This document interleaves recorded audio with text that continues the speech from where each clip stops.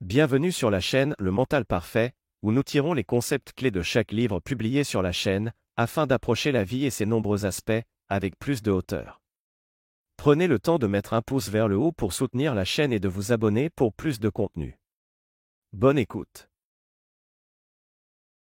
Influence et manipulation, de Robert Cialdini est un ouvrage de référence qui explore la psychologie, pourquoi les gens disent oui, et comment appliquer ces principes de manière éthique dans divers aspects de la vie. L'ouvrage présente 6 principes clés de la persuasion.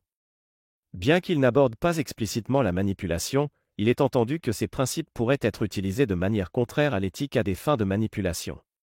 Voici les 6 principes, accompagnés d'un exemple pour chacun d'entre eux. 1. Réciprocité. Les gens sont plus enclins à répondre à une demande émanant d'une personne qui a fait quelque chose pour eux. Un serveur vous offre un bonbon à la menthe à la fin de votre repas. Inconsciemment, vous vous sentez obligé de lui rendre l'appareil, peut-être en laissant un pourboire plus important. 2. Engagement et cohérence. Une fois que les gens s'engagent dans une idée ou une action, ils sont plus susceptibles de la suivre.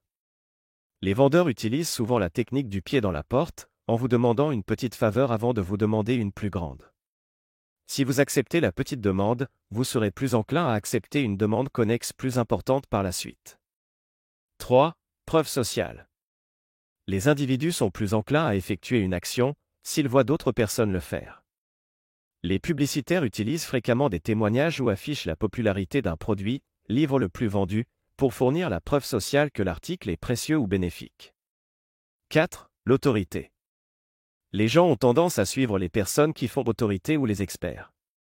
Dans des expériences où l'on demandait à des participants d'administrer des chocs électriques à d'autres personnes, les gens étaient plus enclins à le faire lorsque l'ordre venait d'une figure d'autorité vêtue d'une blouse de laboratoire. 5. Aimer. Les gens sont plus enclins à se conformer aux demandes formulées par des personnes qu'ils apprécient. Les représentants des ventes peuvent essayer de trouver un terrain d'entente avec vous, vous faire des compliments ou créer un sentiment de camaraderie avant d'essayer de vous vendre un produit. 6. La rareté. La perception de la rareté génère la demande. Les offres à durée limitée ou les messages du type « il ne reste que 2 articles en stock » créent un sentiment d'urgence, incitant les gens à agir rapidement de peur de manquer quelque chose.